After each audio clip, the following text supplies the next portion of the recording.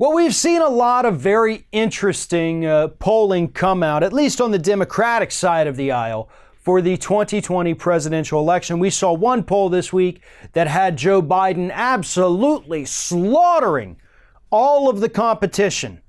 You know, he definitely got a post-announcement bounce, and he was up, somewhere between 20 and 30 points, head and shoulders above everybody else.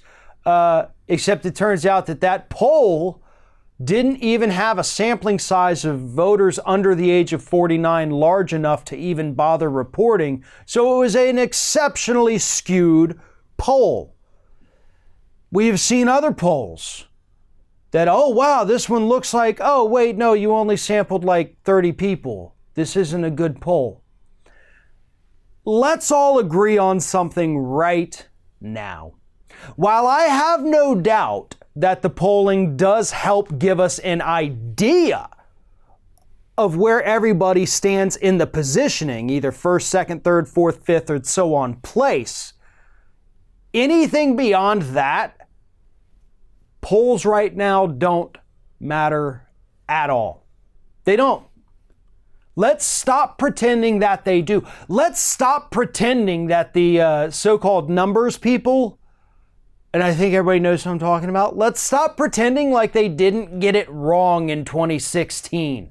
Let's stop pretending like they know some kind of special magic formula that only they know. They're human beings, and human beings can be wrong. Polls can be wrong and inaccurate, and that's what these numbers gurus are having to use. But as a student of political science, and as anyone who's taken political science as their major understands, most polls aren't reliable. If a poll has a margin of error greater than 3%, that poll is automatically discounted and unreliable and not used by real political scientists. So when you see these polls now, when the numbers gurus say, oh, we've averaged all these polls and this one had a margin of error of 8%, this one had 6%, all those numbers are already invalid, folks. Any political scientist worth their weight is going to tell you that none of that even matters whatsoever. But more importantly than just kind of dogging on those guys right now, because they do a great job and they are right a lot of the time. The problem is, it's frickin' the beginning of May right now. We haven't even gotten to the debates yet, folks. We don't even know how many people are going to be on the debate stage. We could still end up with more people running for the Democratic nomination. I mean, we're up to 20, 22 now, maybe? I don't even know at this point. I think that's how many Marvel movies we have. I'm confused. But we have a lot.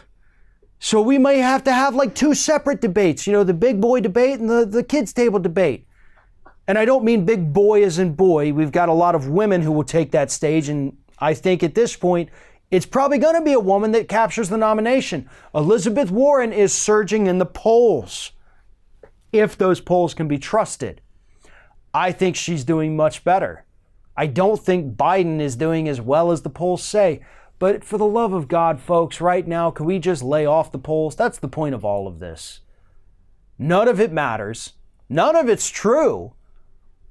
And we won't know who is actually going to rise to the top until after those debates and after everybody has had time to either lay out their policies or prove to the public that they don't know what the hell they're doing.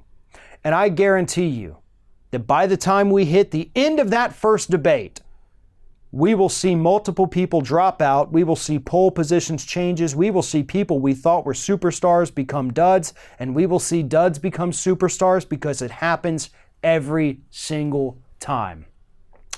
There was a time in the Republican Party that it seemed like their next presidential candidate was going to be Jeb Bush. And Jeb Bush didn't make it past the third primary. At one point, it looked like, oh my God, Carly Fiorina is going to be the nominee. That was true, folks. She was at the top of the polling, as was Herman Cain at one point. They all were. Everybody kind of gets their chance. I'm running for president. They get a lot of press. They get a big bump. People see what they're about, and then it goes back down. Stop listening to the polls right now. Stop getting mad about the polls right now, too. A lot of people weren't happy about the CNN poll and their inaccurate polling, and they spent days talking about it. Let it go. Guys, we got so many other more important things to worry about right now. Can we please stop getting pissy about polls that are inaccurate and don't matter? We'll know more once the debates start, but until then, if you want to use the polls, only use them to show you which position the candidates are in.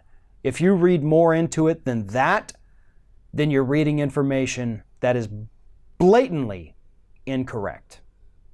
Thanks for watching, everybody. And don't forget, if you like what you see here, like, comment, share, and subscribe to our channel. And now you can also become a member of Ring of Fire and get exclusive early access to certain Ring of Fire videos all throughout the week. Just click on the little join button right below the video.